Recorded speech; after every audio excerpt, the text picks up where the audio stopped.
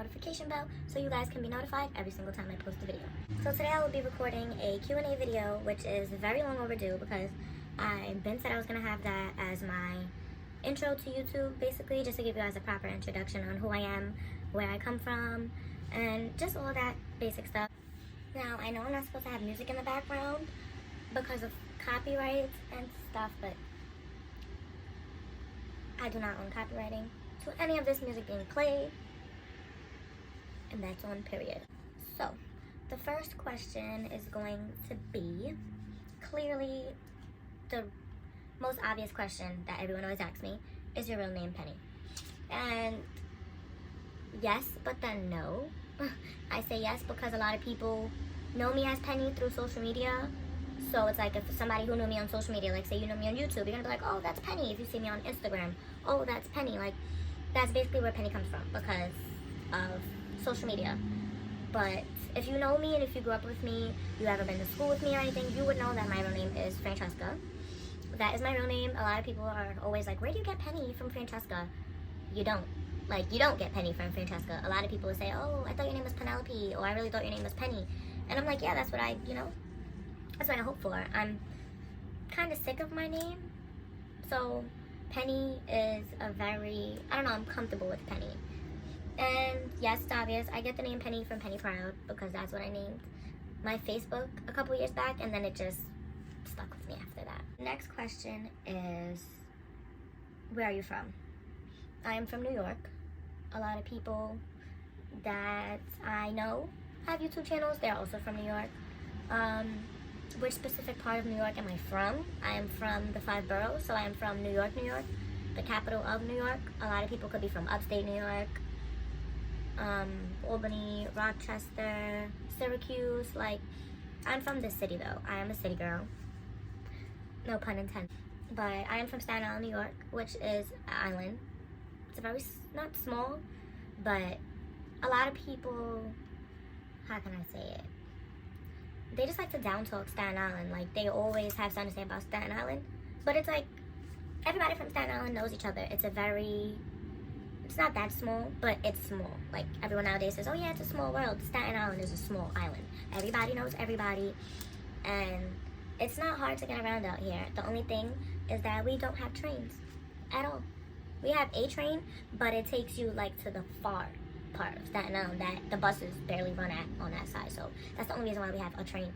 But we don't have trains that could take us through Manhattan, that could take us through Brooklyn, that could take us through Queens, the way all of the other boroughs do. It just doesn't work like that. It's either you have a car or you're taking that MTA bus, because that's the only other way you're getting around on Staten Island. It's crazy. Okay, my next question is, how old are you? I am 18 years old. I just turned 18 in June, and that is another one of my questions. What is your zodiac sign? I am a Gemini. Birthday is June 1st. For those of you who do not know, for those of you who do know, now you know. I'm a Gemini. My birthday is June 1st, 2001, so that will make me 18 years old. Next, my ethnicity. I am Puerto Rican and Black. I am mixed.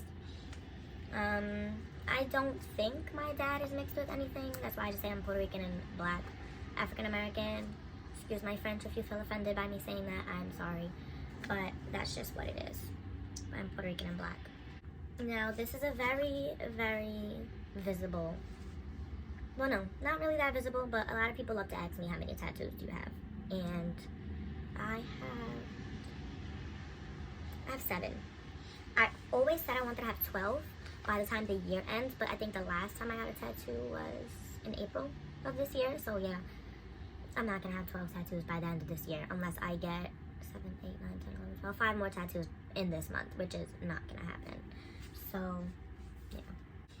Next question is, why did you start your channel? I started my channel, not really because everybody else was doing it, but that's partially a reason why, and I will explain. But the main reason is because I would always be on Snapchat, like having my phone in my hand, and I would be recording and I would just be talking, and my friends would tell me, like, this isn't a vlog, you can't do that on here. Like, my snaps would be very long just off of the fact that I'm talking, and I would show my friends my hair products, my skin routine, my get ready with me. Is like that, all of that would be on Snapchat, and then when I started cooking and I got my own house, I started cooking. Everybody's like, oh, like, I want to know how to make that. I want to know, like, you should start recording. A lot of people told me to make a IGTV series so I could show them my cooking and everything. And I'm like, no, like, maybe YouTube would be a better outlet, because YouTube has opened a lot of doors for a lot of people that I see, a lot of people I know. And it's like I said earlier, a lot of people I know and a lot of people I see on social media, they're starting up their YouTube, and it's whatever makes you happy. You should not have to wait to do something you want to do. If you want to do something, do it. It is never a bad time and it is never a good time. You have to make the timing right for yourself.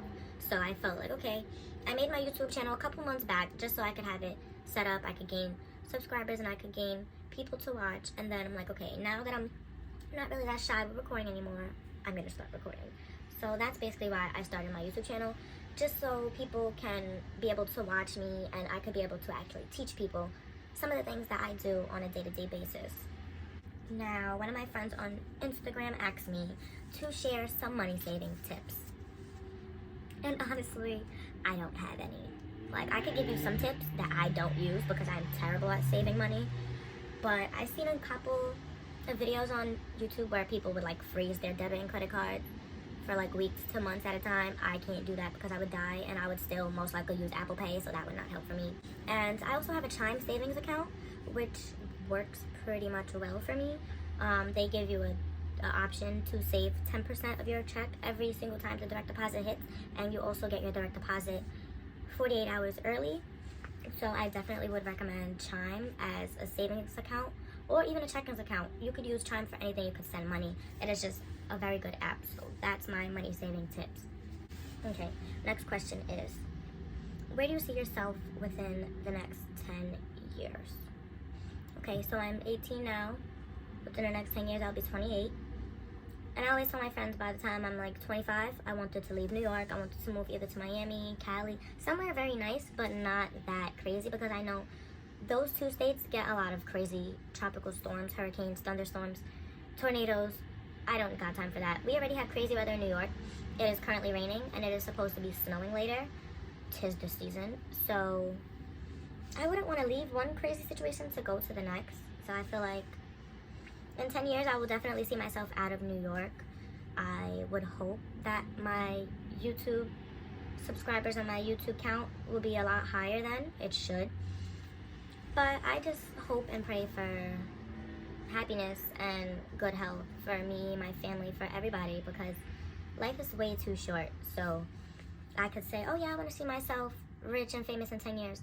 You have to work for that. And it's only going to happen over time, so you can't just, I like to speak it into existence, but gotta take baby steps here, okay? The best/worst parts about New York, living in New York, actually. Okay, let's start with the pros. A good part about living in New York is that it's very multicultural. Like, there's specific parts of the city where you can see different cultures. I have ridden through Brooklyn. I have seen a lot of the Hebrew and Jewish communities. I have seen a lot of African communities, Chinese. Working in Manhattan, they have a Koreatown, they have a Chinatown. They have everything out there. You will be able to see a lot of diversity in New York.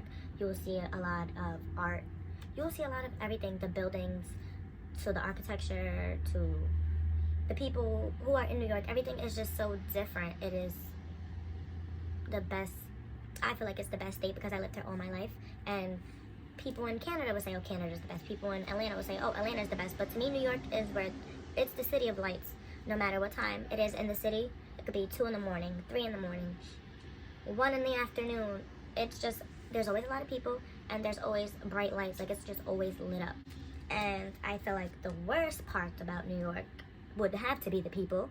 It is very overpacked and very overpopulated, especially where I'm from in Staten Island.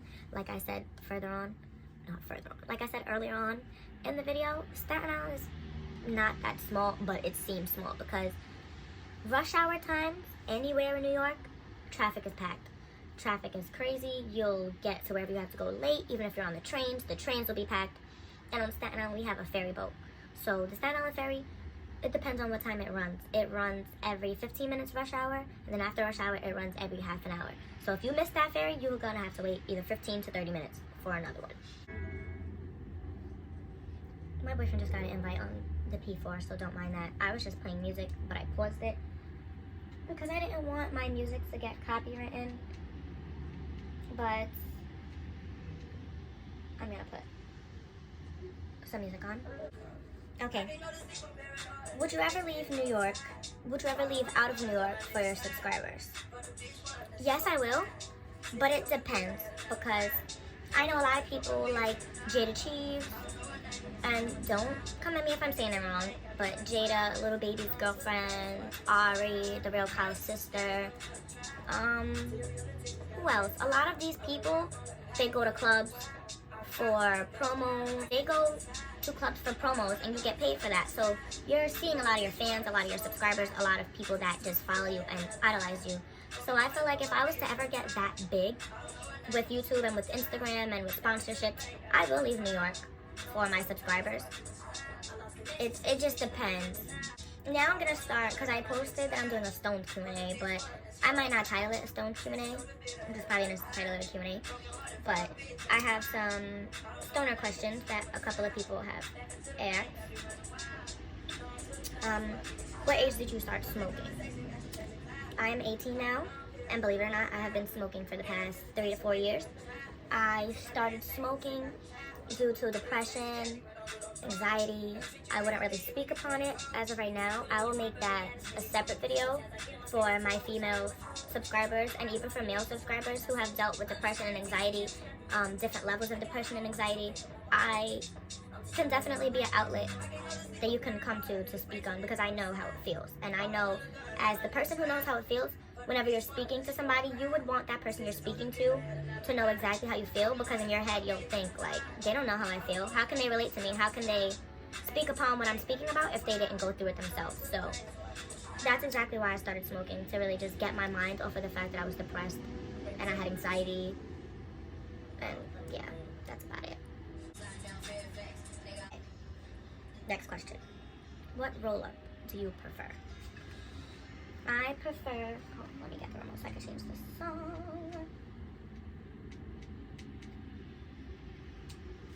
I prefer to smoke either Marley Papers or backwoods. And when I smoke with Bob Marley Papers, it's a New York thing, and a lot of people all over the country and all over the world probably smoke with Fronto leaf. But yeah, that's what I use. I either use backwoods or Fronto leaf. A lot of people use cigarillos, a lot of people use wraps. I don't really smoke with that anymore. When I started smoking, me and my friend were new to smoking because we were kids. So we would buy the little dollar zigzag roll-ups and it would do justice. But now I have a preference of either Papers and Fronto or backwoods, because those are the only two things that really work for me. Next question. Ooh, I just got ash on the bed. Next question that isn't really a smoking related question. It's a question off of my last video I posted of me at the Knockdown Center on Thanksgiving Eve watching the Gunna concert. Do you see yourself going to any other events, concerts, clubs? And also if I know any good spots. I haven't really been out to any concerts. That Gunna concert was my first actual concert and live event I ever went to. I know a lot of my friends went out to more places like that, but it was a first timer for me. But I definitely will be recording a lot more as I go. I am most likely going to Rolling Loud Miami next May. So if you guys are going to Rolling Loud, I will most likely be there. And I will definitely try to record as much of that as I can, because that will be a much longer concert, but trust me, I will try to get as much content for you guys as I can. I will also be posting a lot of get ready with me vlogs, a lot of hair tutorials, a lot of makeup tutorials after I perfect my makeup look, because I'm still a beginner. But I definitely will try to get as much content for you guys as possible. Cooking wise, I have a lot of videos I have to film. Traveling, I have a lot coming for you guys in store for 2020. So just make sure you're subscribed. You have that bell button so you can get my notifications, and just make sure you guys are in tune, because this is just the beginning for me. As I get used to recording and editing, I'll have a lot more stuff for you guys, I promise. Okay, I only have a few more questions left, and I'm smoking, so I'm trying to get them all down packed before this is over. Let me change this song. But my next question, your relationship status. my relationship status is that I am in a relationship, and I will also make a boyfriend tag video. Further along, I was thinking of making a relationship channel, but I feel like I'm gonna get my personal channel out the way first. So my relationship channel will be made further on in the year. I love you so much, I want to see. You got me, you don't need no other man.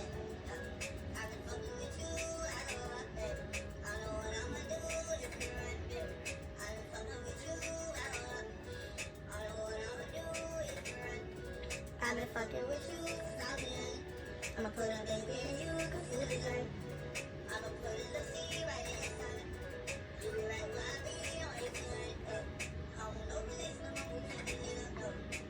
Okay. Next question is, what do you do for a living? As of right now, what I do for a living is I have a job, clearly. I work a 9 to 5, and I work at Shake Shack, which is very cool, it's very lit, and their food is... If you ever had Shake Shack, you know how their food is. It is a little bit pricey, but it's worth it for the price. Starting in January as well, I will be taking a home health aide training with Northwell Health. So I will be a home health aide.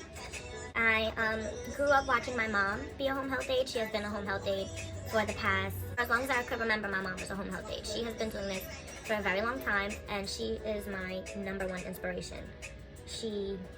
The way she cares for her patients as if they are her parents, as if, like, she loves them as if they're her own.